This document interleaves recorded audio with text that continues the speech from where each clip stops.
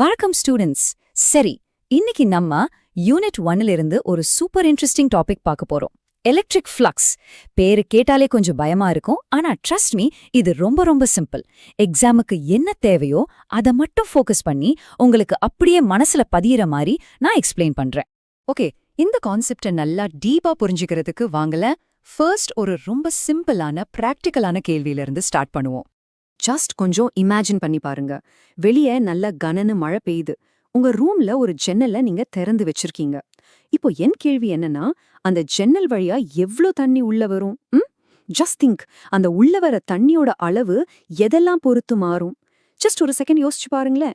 Okay, நீங்க யோசிச்சிருப்பீங்களே, மழை ஃபாஸ்டா பேஞ்சா அதிகமா வரும், ஜன்னல் பெருசா இருந்தா அதிகமா வரும்னு. சரியா? அந்த ஆன்சர்ஸை வச்சு தான் நம்ம இப்போ ஃப்ளக்ஸ்னா என்னன்னு டீகோட் பண்ண போறோம். சிம்பிளா சொல்லணும்னா, ஃப்ளக்ஸ் அப்படிங்கிற வார்த்தையை கேட்டு பயப்படாதீங்க.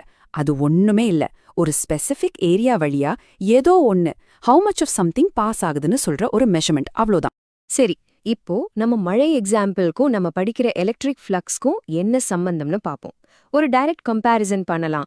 இங்க பாருங்க, அந்த மழை துளிகள் இருக்குல்ல, அதை நம்ம எலக்ட்ரிக் ஃபீல்ட் லைன்ஸ் நினைச்சுக்கலாம். ரைட்? மழை எவ்வளோ வேகமா பெய்யுதோ அந்த ஸ்பீட், அதுதான் எலக்ட்ரிக் ஃபீல்ட் ஸ்ட்ரென்த், அதாவது இ. உங்க ஜன்னலோட சைஸ், அதுதான் நம்ம area, delta S. And the most important part, நீங்க ஜன்னலை எவ்வளோ சாட்சி வச்சிருக்கீங்க, நேரா வச்சிருக்கீங்களான்னு ஒரு ஆங்கிள் இருக்கும்ல, அதுதான் நம்ம தீட்டா. பாத்தீங்களா? It's the same idea. ஒரு ஐடியா புரிஞ்சுதுன்னா இன்னொரு ஐடியா ஆட்டோமேட்டிக்கா புரிஞ்சிடும். ஆல்ரைட், இந்த அனாலஜி நல்லா மனசுல பதிஞ்சிருக்கும்னு நினைக்கிறேன். இப்போ அனாலஜிலேருந்து ஆக்சுவல் பிசிக்ஸ்க்கு, எக்ஸாம் பாயிண்ட் ஆஃப் வியூக்கு வருவோம். நம்ம என்சிஆர்டி டெக்ஸ்ட் புக்ல என்ன டெஃபினிஷன் கொடுத்துருக்காங்க, என்ன ஃபார்முலா கொடுத்துருக்காங்கன்னு இப்ப பார்க்கலாம். ரிமெம்பர், இதுதான் நீங்க எக்ஸாம்ல எழுதணும், சோ கவனமா பாருங்க. ஓகே, டெஃபினிஷனை பாருங்க. Electric flux delta phi through an area element delta s is defined by delta phi is equal to E dot delta s is equal to E delta s cos theta. அதுக்கப்புறம் என்ன சொல்றாங்க? It is proportional to the number of field lines cutting the area element. சிம்பிளா சொல்லணும்னா, ஒரு ஏரியாவை எவ்வளோ electric field lines piers பண்ணிட்டு, அதாவது கட் பண்ணிட்டு போகுதோ அந்த கவுண்ட் தான் எலக்ட்ரிக் ஃப்ளக்ஸ். நம்ம மழை எக்ஸாம்பிளுக்கு வருவோம். ஜன்னல் வழியா எவ்வளோ மழை துளிகள் உள்ள வருதோ அந்த கவுண்ட் மாதிரி தான். See, it's that simple. இந்த ஒரே ஒரு ஃபார்முலா, இது தாங்க நீங்க நல்லா மனசுல பதிவு பண்ணணும். phi is equals to E delta S cos theta. அப்படியே எழுதி வச்சுக்கோங்க. இந்த கான்செப்டோட ஹார்ட்டே இதுதான். ப்ராப்ளம் சால்வ் பண்றதுக்கும் சரி, நல்ல மார்க்ஸ் வாங்குறதுக்கும் சரி, இந்த ஃபார்முலா தான் ஆதாரம். சரி, ஃபார்முலா தெரிஞ்சிடுச்சு. ஆனா அதுல இருக்கிற ஒவ்வொரு டேர்மும் என்னன்னு தெளிவா தெரியணும்ல. வாங்க, இப்போ அதை ஸ்டெப் பை ஸ்டெப்பா பிரேக் பண்ணி பார்க்கலாம். அப்பதான் உங்களுக்கு ஒரு கிறிஸ்டல் கிளியர் ஐடியா கிடைக்கும். Okay, step 1, E electric field strength. இது என்னன்னா, அந்த மழை எவ்வளோ ஸ்ட்ராங்கா எவ்வளோ ஃபோர்ஸா பெய்யுதுன்னு சொல்ற மாதிரி. அதாவது அந்த ஃபீல்டு லைன்ஸ் எவ்வளோ நெருக்கமா டென்ஸா இருக்கு. Next step 2, delta S area vector. Simple, உங்க ஜன்னல் எவ்வளோ பெருசு, பெரிய ஜன்னலா இருந்தா நிறைய தண்ணி உள்ள வரும்ல, அதே மாதிரி பெரிய ஏரியானா அதிகமா flux. And finally step 3, cos theta. இதுதான் பாஸ் இங்க கேம் சேஞ்சரே, த ஆங்கிள் ஃபேக்டர். நீங்க ஜன்னலை மழைக்கு நேரா வச்சா மேக்சிமம் தண்ணி உள்ள வரும். அதே ஜன்னலை படுக்கை வசத்துல சாட்சி வச்சா தண்ணி வரவே வராதுல. அதுதான் அந்த ஆங்கிள் டிசைட் பண்ற வேலை தான் இந்த காஸ் தீட்டா பாக்குது. ஓகே, தியரியெல்லாம் நல்லா படிச்சாச்சு. ஆனா ப்ராப்ளம் சால்வ் பண்ணாம பிசிக்ஸ் கம்ப்ளீட் ஆகாது. கரெக்ட்? சோ வாங்க, இதெல்லாம் வச்சு ஒரு குட்டி ப்ராப்ளம் சால்வ் பண்ணி பார்ப்போம். அப்பதான் உங்களுக்கு ஒரு நல்ல கான்ஃபிடன்ஸ் வரும். இங்க ப்ராப்ளமா நல்லா கவனிங்க. என்ன கொடுத்திருக்காங்க? ஒரு யூனிஃபார்ம் எலக்ட்ரிக் ஃபீல்ட் E இருக்கு. அதோட வேல்யூ 20 நியூட்டன் பெர் கூலம். அது ஒரு சர்ஃபேஸ் வழியா போகுது. அந்த சர்ஃபேஸோட area S 2 metre square. Most important part, the angle theta. இது யாருக்கும் நடுவுல? எலக்ட்ரிக் ஃபீல்டுக்கும் அந்த ஏரியாவோட நார்மலுக்கும் நடுவுல 60 டிகிரிஸ். ஓகே, இப்ப கேள்வி என்ன? கண்டுபிடிங்க எலக்ட்ரிக் ஃப்ளக்ஸ் எவ்வளோன்னு. ரொம்ப சிம்பிள், நம்ம கிட்ட ஃபார்முலா இருக்கு. என்ன ஃபார்முலா? அதேதான், phi is equal to ES cos theta. இப்போ வேல்யூஸை அப்படியே சப்ஸ்டிடியூட் பண்ணுவோம். வாங்க, E இருக்கிற இடத்துல 20, S இருக்கிற இடத்துல 2, அண்ட் தீட்டா இருக்கிற இடத்துல 60 டிகிரி. ஸோ நம்ம கால்குலேஷன் என்ன ஆகுது?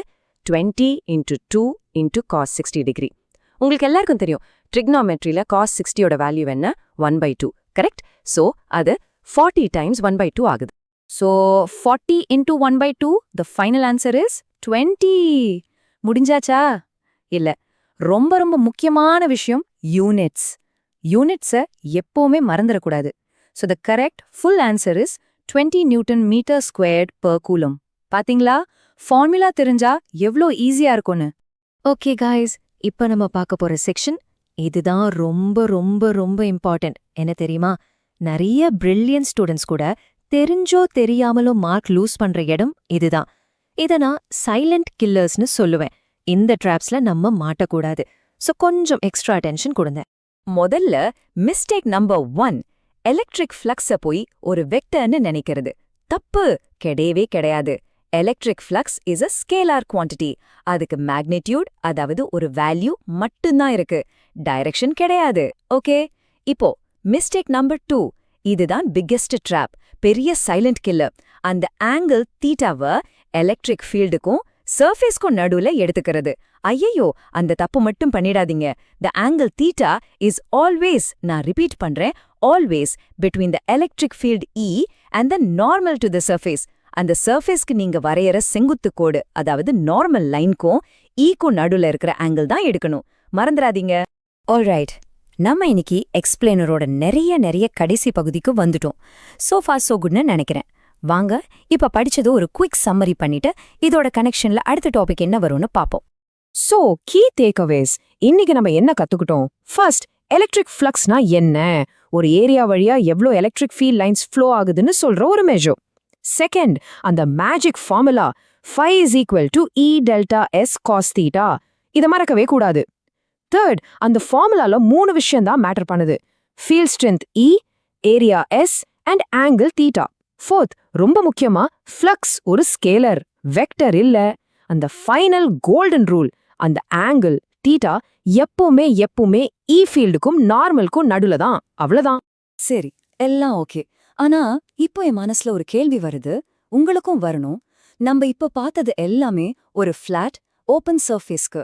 ஒருவேளை அந்த சர்ஃபேஸ் ஒரு மூடிய 3D ஷேப்பா இருந்தா, ஒரு பாக்ஸ் மாதிரி, ஒரு ஸ்பியர் மாதிரி இருந்தா, அப்போ ஃப்ளக்ஸ் எப்படி கால்குலேட் பண்றது? அந்த கேள்விக்கு பதில் சொல்ல நமக்கு ஒரு சூப்பர் பவர் தேவைப்படும். அந்த சூப்பர் பவரோட பேர் தான் காஸஸ் லா. ரொம்ப இன்ட்ரெஸ்டிங்கான அந்த டாபிக்கை நம்ம அடுத்த கிளாஸ்ல பார்க்கலாம். See you there.